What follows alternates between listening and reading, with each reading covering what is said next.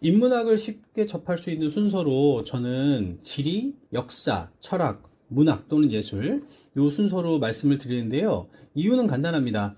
지리가 어떻게 생겼는지를 알아야 그 땅, 환경 안에서 사람들이 어떻게 살아왔는지 그 역사를 만들었는지를 알 수 있고 그 과정에서 어떤 생각을 하게 되었는지 철학을 이해하게 될 수 있고 그것을 어떻게 감정적으로, 감성적으로 표현을 했는지 문학 또는 예술을 알 수 있다고 생각합니다. 그럼 우선 우리가 5대양 6대주라고 하는 것, 그 중에서 6대주 6개의 큰 대륙을 알아보겠습니다. 현재 우리를 둘러싼 시스템의 대부분이 유럽에서 기원을 한 부분이 많이 있고요. 그 다음에 유럽인들이 아메리카 대륙을 발견하면서 미국을 만들게 되는데 현재는 또 미국이 전 세계 시스템을 지배하고 있기 때문에 그 뿌리가 되는 유럽을 중심으로 이야기하겠습니다.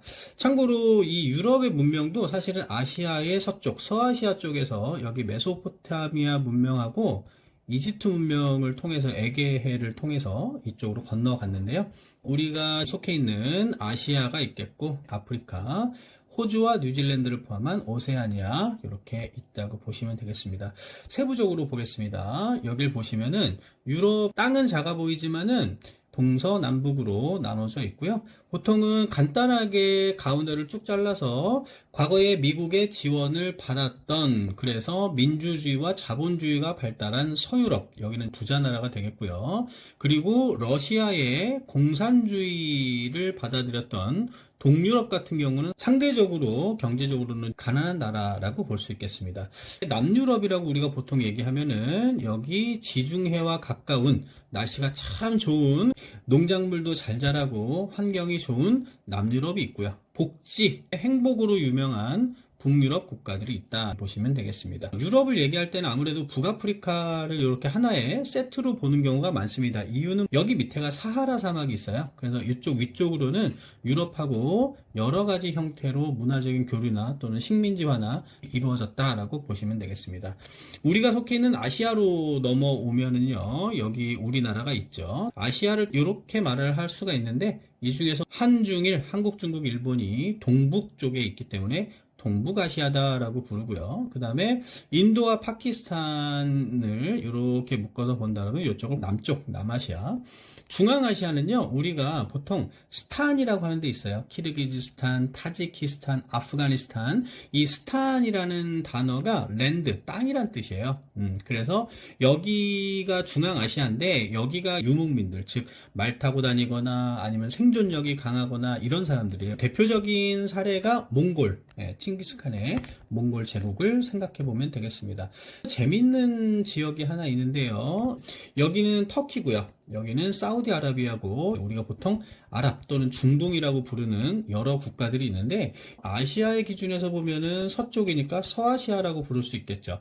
자, 그런데 1900년도에 영국이 거의 전 세계를 씹어먹고 있을 때 우리를 기준으로 볼 때 중간에서 좀 동쪽이야. 그래서 중동, 미들 이스트라고 부른 부분이 있고요. 과거 유럽 사람들의 관점에서 보면은요. 이렇게 보시면은 여기가 메인 유럽이라고 치면은 그리스에서 조금 이쪽 있죠? 오른쪽에 여기를 소아시아, 아시아 마이너라고 역사책에 자주 나오게 됩니다. 근데 여기를 이제 원래는 아시아라고 불렀는데 나중에 여기 큰 아시아를 발견하게 되잖아요. 그러니까 여기를 구분해야 되다 보니까 여기는 소아시아고 여긴 대아시아라는 말은 없어요. 역사책에서 소아시아, 여기를 아시아라고 구분해서 부르는구나 알아두시면 편할 것 같습니다. 북미, 중미, 남미 해서 미주 대륙, 아프리카, 그 다음에 오세아니아 이 정도가 있구나 하시면 되겠습니다.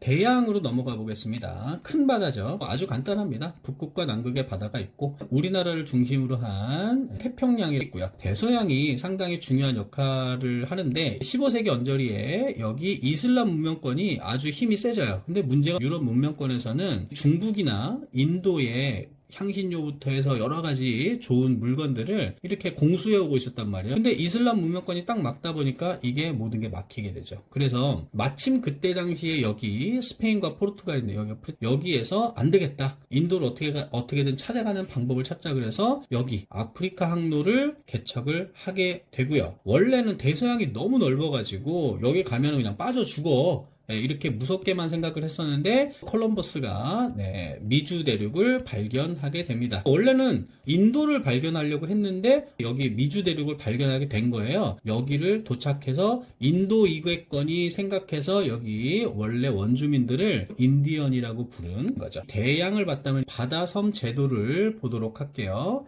우선은 그리스의 동해라고 할 수 있는 에게해부터 보도록 하겠습니다. 여기가 그리스, 여기가 터키가 되겠는데요. 그리스가 서구 문명의 출발점이라고 보통은 얘기를 해요. 지중해라고 하는 아주 중요한 바다가 있어요. 이건 왜 중요하냐면 이 지중해가요, 무역하기가 너무 좋고 날씨도 따뜻합니다. 물건을 육로, 땅을 통해서 보낼 때는 시간이 오래 걸리겠죠. 근데 배로는 어떻습니까? 아주 쉽게 왔다 갔다 할 수 있겠죠. 그래서 서로 다른 지역의 특산물과 문화와 사고방식과 철학과 이런 것들이 이 지중해를 중심으로 계속 교류하고 때로는 전쟁하고 하면서 이 전체적인 문명의 수준을 상당히 높은 수준으로 끌어올려 주었습니다. 그래서 로마 제국 같은 경우도 이 지중해의 혜택을 많이 받았다. 여기 위에 보시면 흑해, 블랙시예요. 말 그대로 검은 바다거든요. 바다가 좀 막혀 있죠. 우크라이나와 러시아가 전쟁하고 있는 주요 지역이에요. 여기가 크림반도라고 하는데 크림반도가 이 러시아의 입장에서 어떤 의미인지 한번 보도록 할게요. 함대를 운영하는 게 가장 이슈였습니다. 왜냐하면 과거에 15세기 이후로 스페인이 전 세계로 호령할 수 있었던 것은 해군력이었습니다. 그 다음에 영국의 핵심 경쟁력도 바로 해군이었습니다. 그 다음에 미국 하면 뭐가 떠오르십니까? 태평양 제7함대 아시죠? 이런 식으로 미국도 바다를 제패했단 말이죠. 바다는 상당히 중요한 의미를 갖고 있는데 러시아 입장에서는 어떨까? 해군을 잘 운영하고 싶은데 이쪽에다가는 항구를 못 만들어요. 너무 추워서 얼어붙어서 배가 움직이지를 못합니다. 이 함대를 만들려다 보니까 이쪽 언저리에다 만들려니 이쪽에서 또 견제가 들어오고 좀 갈 데가 만땅치가 않은데 가만히 보니까 흑해를 봤을 때 크림반도 일대를 점령을 하게 되면 여기 함대를 주둔시킬 수 있겠고요. 여기 보스포러스 해협을 통해서 바깥으로 함대가 나갈 수 있는 중요한 지역입니다. 북쪽으로 올라가면 발트해와 북해라는 곳이 있고요. 모세가 건넜다고 하는 홍해가 여기에 있는데 여기를 건너갈 때 여기 짧은 데 있거든요. 여기를 모세가 갈랐다라고 얘기하는 부분이 있습니다. 우리나라 근처로 한번 가볼게요. 여기를 우리는 동해라고 부르는데 일본해라고 부르는 곳이 여전히 많이 있습니다. 서로 분쟁할 만한 부분이 많이 있다는 얘기고요. 중국의 동쪽에 있는 동중국해, 중국의 남쪽에 있는 남중국해가 있는데 대만 물론이고 동남아시아와 끊임없이 분쟁을 할 수밖에 없는 그런 지역이 바로 남중국해 이렇게 되겠습니다. 이제 섬으로 갈 텐데요. 용어를 간단하게 설명을 드릴게요. 우리가 일본 열도라는 말을 쓰는데요. 열도가 뭐냐면 열도입니다. 섬이 나열되어 있는 거예요. 섬이 여기 북해도 홋카이도라고 하죠. 그 다음에 혼슈, 그 다음에 시코쿠 이런 식으로 해서 섬들이 나열돼 있어서 일본 열도라는 말을 쓰고요. 태평양 제도라고 하면은 태평양에 작은 섬들이 많이 있는데 이것을 모두 묶어서 이게 모두 제자예요. 그래서 제도 모든 섬들이 모여 있구나 보시면 되겠습니다. 군도도 마찬가지예요. 섬들이 군집해 있다. 그러니까 모여 있다는 뜻입니다. 그러면 여기 카리브해와 카리브 제도가 있습니다. 15세기에 스페인과 포르투갈이 대항해 시대로 이쪽을 갔을 때 수탈을 많이 했습니다. 여기서 금, 은을 캐다가 자기네 나라로 열심히 날랐어요. 자, 이 열심히 날랐던 이 배를 보물선이 있으면 당연히 뭐가 따라 붙겠습니까? 해적이 붙겠죠. 그래서 카리브해에 해적들이 있었기 때문에 영화 캐리비안의 해적 여기 나오는 겁니다. 이쪽 남미의 서해 쪽을 보면은 여기에도 갈라파고스 제도가 있습니다. 여기는 찰스 다윈이 생태계를 연구하는데 많은 영감과 힌트를 주었던 지역이다. 그 다음으로는 산맥인데요. 산맥 역시 자연스러운 국경지대를 만들거나 전투를 하게 만드는 요소였는데요. 유럽부터 한번 보도록 할게요. 알프스 산맥이 있죠. 이탈리아 위쪽에 있는 스위스를 중심으로 생각하면 아주 쉽고요. 그리고 스페인, 포르투갈의 자연스러운 경계를 만들어준 게 바로 피레네 산맥이구나 이렇게 보시면 되겠습니다. 아시아로 넘어왔을 때 히말라야 산맥이 있죠. 세계의 지붕이라고 부르는 곳인데 여기에 부탄, 네팔 이런 나라들이 있고요. 자연스럽게 중국과 인도의 경계선이 되어 주었습니다. 인도의 입장에서 보면 히말라야 산맥이 이렇게 있고 이쪽은 평지였기 때문에 이쪽 중앙아시아 쪽에서 아랍 문명을 비롯해서 여러 가지 영향이 많이 있었구나라고 생각하시면 되겠습니다. 미국 같은 경우는 서부에 로키, 동부에 에팔레치아 산맥이 있구나, 그리고 남미에는 안데스 산맥이 있구나 정도만 아시면 되겠습니다. 해협과 사막인데요. 해협은요, 해협, 바다가 좁아지는 지역이고요. 한국에도 부산 남쪽에 뭐가 있습니까? 일본과의 대한해협이라고 하는 게 있죠. 자, 대한해협, 이 좁아지는 구역이 있었기 때문에 뭐가 있었겠습니까? 임진왜란 같은 일들이 있었겠죠. 이런 식으로 해협은 문명과 문명이, 국가와 국가가 부딪히기도 하는 그런 대표적인 지역이라고 볼 수 있겠는데, 여기 보시면 영국 해협이 있습니다. 프랑스와 가깝게 맞닿아 있는 지역이 있는데요. 영국 해협을 통해서 역사적으로 켈트족부터 해서 게르만족, 앵글로 삭슨족, 이런 외부 대륙에 있는 사람들이 이쪽으로 많이 건너갈 수 있었고요. 이 안에서 전쟁도 많이 일어났겠죠. 그리고 아주 흥미로운 지브롤터 해협이 있습니다. 여기는 뭐냐면 북아프리카 땅하고 유럽, 스페인이죠. 여기를 연결해주는 아주 가까운 지역이에요. 이 해협의 재밌는 점은 배가 통과할 수도 있고 육지로 육군들이 건너가기도 아주 쉬운 그런 지역이라고 할 수 있겠는데, 실제로 과거에 여기 이슬람 문명권이 이 지브롤터 해협을 통해서 스페인을 거의 통째로 점령한 적이 있었죠. 그래서 지금도 스페인을 가면 이슬람과 카톨릭 문명의 건축물이나 이것들이 섞여 있는 것을 볼 수 있습니다. 여기 보시면 터키가 있죠. 보스포러스 해협이라는 데가 있습니다. 여기도 마찬가지로 바다가 뚫려 있다는 뜻이겠죠. 그래서 앞서 말씀드린 것처럼 여기 크림반도에 러시아 함대가 보스포러스 해협을 통해서 지브롤터 해협을 통해서 바깥으로 나갈 수 있구나, 이렇게 보시면 되겠습니다.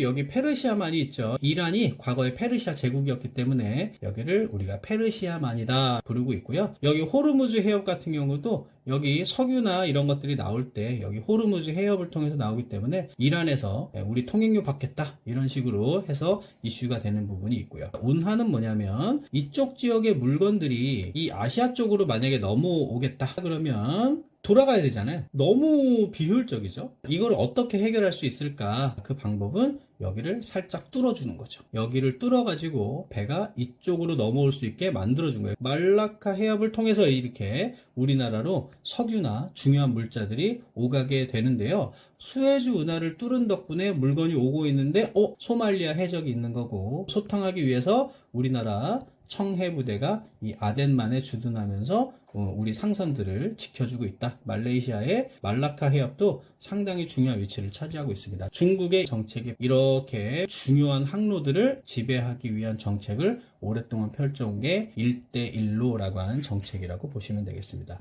사막으로 넘어가 보겠습니다. 여기 사하라 사막이 있죠? 아까 말씀드린 것처럼 이 사하라 사막 덕분에 북아프리카가 유럽으로 연결되고, 아프리카 지역은 상대적으로 문명을 받아들이는데 시간이 많이 걸려서 나중에 식민지가 되는 슬픈 운명을 겪게 됩니다. 그리고 여기 히말라야 산맥이 있다고 했는데 이 위쪽에는 타클라마칸 사막, 고비 사막이라는 곳이 있고요. 이 사막 지역에서 중국이 핵실험을 많이 하고 있습니다. 나머지 미주 대륙에도 모하비 사막이나 아타카마 사막이 있구나, 이 정도 아시면 되겠습니다. 이렇게 지리에 대해 이해를 했다면 이제는 이 땅에서 인간들이 어떤 역사를 만들어 왔는지 앞으로 알아보도록 하겠습니다.